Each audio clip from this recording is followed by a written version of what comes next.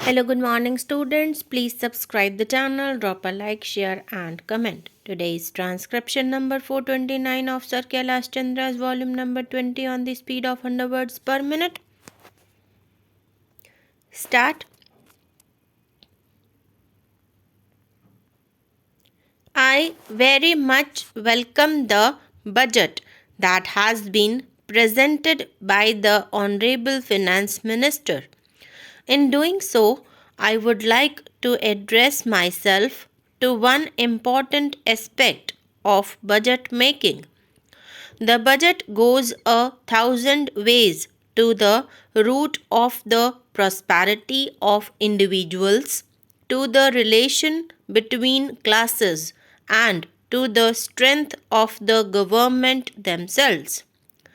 The present budget, apart from the arithmetic of it, must also solve the problems that are facing the country today, and I am certain that we shall go the right way in solving them.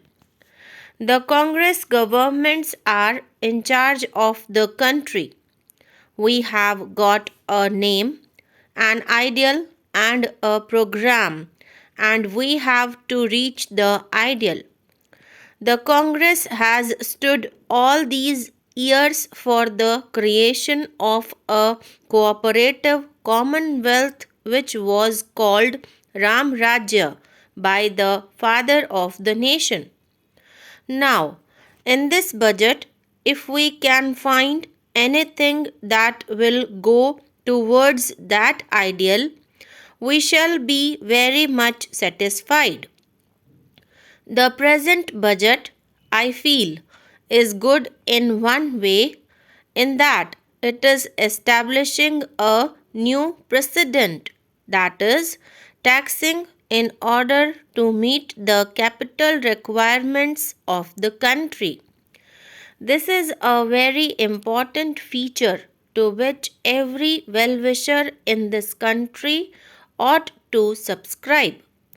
The Congress Working Committee sometime last year passed a resolution requesting the Government of India to appoint a National Planning Commission. Its objectives are a just order of society, progressive increase in the standard of living, best utilization of the resources of the country, and regional and national self sufficiency. The government and the country were good enough to respond, and today we have a National Planning Commission which is striving hard to give us a short term plan and a long term plan. My honorable friend Dr. Mukherjee was bitterly complaining that there is no short term program for the government. Anybody who has seen the budgets of the state governments as well as that of the central government will find that they are not devoid of such plans.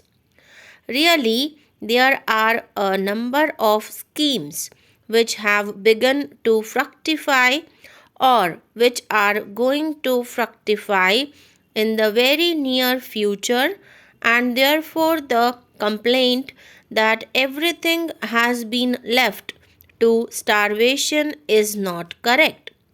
Then there is no gainsaying the fact that the country is really in a bad economic situation. Everybody knows it. We know that there is poverty, and that poverty is increasing on account of a number of circumstances, including the pressure of population, which is peculiar not only to our country but to a number of other Asian countries. This is resulting in the falling off of the standards of life. There is another difficulty.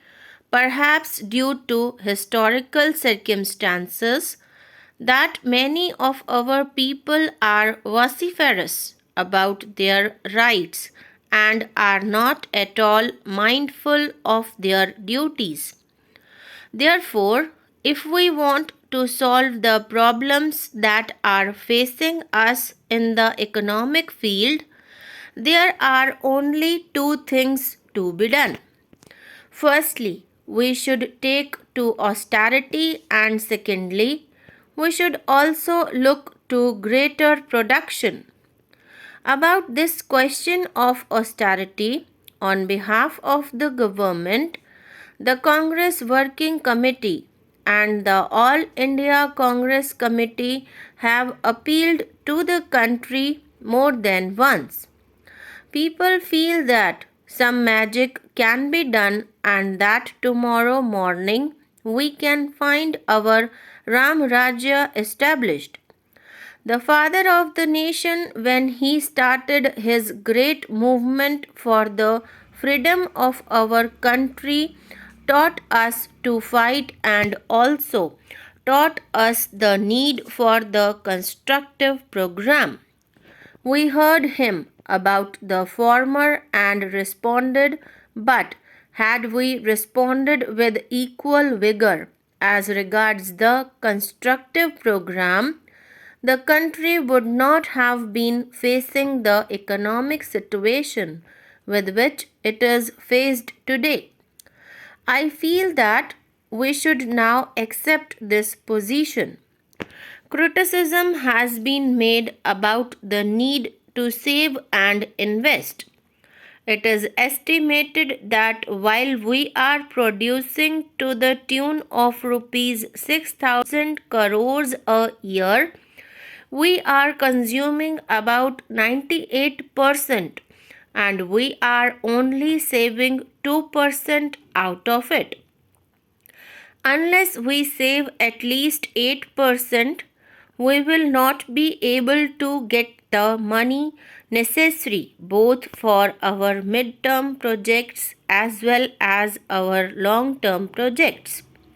In order to achieve this object, we should make less use of scarce products, or we must find alternative products to satisfy our needs. I would like to narrate an example from the history of Japan. Now, as I told you, I do not like to go into the other details in the budget. One important feature is about taxation.